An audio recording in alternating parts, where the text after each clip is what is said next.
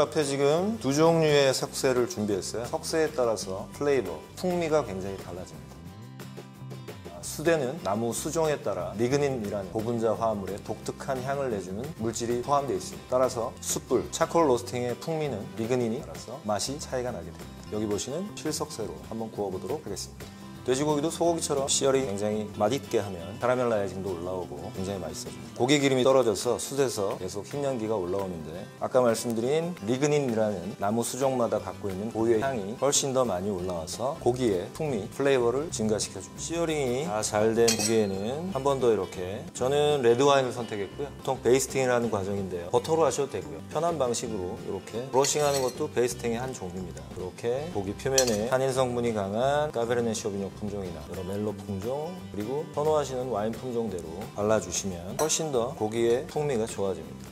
카빙이 끝난 고기는 본인 기호에 맞춰서 여러 가지 소금이나 후추 각가지 시즈닝을 곁들여서 드시는 게 더 맛있게 드실 수 있는 포인트고요. 두 번째 점부터는 제 취향대로 머스타드 소스를 찍거나 아니면 와사비 찍어 먹거나 하는데 대중적으로 지금 와사비는 소고기랑 지금 거의 널리 알려져서 매칭이 되고 있는데요. 돼지고기 또한 와사비하고 굉장히 마리아주가 좋습니다. 궁합이 잘 맞습니다. 이유는 와사비가 포함하고 있는 시니그린이라는 독특한 물질이 건강에도 좋지만 지방이 풍부한 돼지고기와 만났을 때 훨씬 더 궁합이 좋습니다.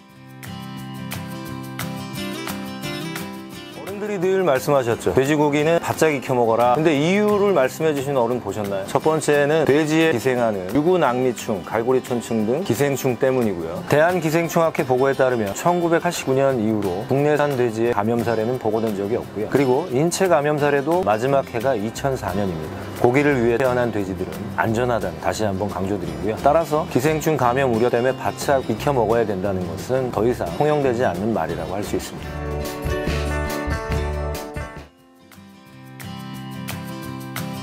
여러분은 두 가지만 기억하시면 됩니다. 열 전도율과 열 보존율 두 가지만 기억하시면 됩니다. 열 전도율이란 열이 얼만큼 빨리 전달되는가 하는 속도를 나타내는 비율입니다. 이게 왜 중요하냐면 조리 과정에서 영양소 파괴를 가장 적게 하기 위해서는 빠른 시간 내에 익혀내는 것이 굉장히 중요합니다.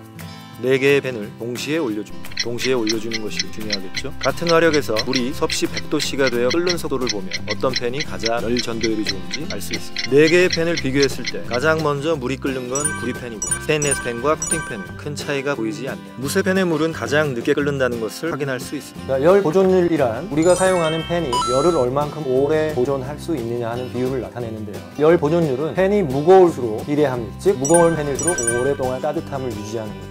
그래서 특히 고기 요리를 할 때 열 보존율이 높은 제품일수록 고기 특유의 맛을 나타내는 데 최적화되어 있습니다. 다음은 열 보존율 실험입니다. 10분이 지난 후 물의 온도를 체크하고 다시 20분이 지난 후 온도를 체크해 팬이 얼마나 달궈진 열을 잘 보존하는지 확인할 겁니다. 무게가 가장 무거운 무쇠팬 물 온도의 변화가 제일 적다는 것을 확인할 수 있습니다. 제 개인적인 추천은 열 보존율이 뛰어난 캐스팅 아이론 팬이 즉 무쇠팬이 고기 요리에는 가장 적합하다 그리고 가장 맛있다라고 추천드리고 싶습니다.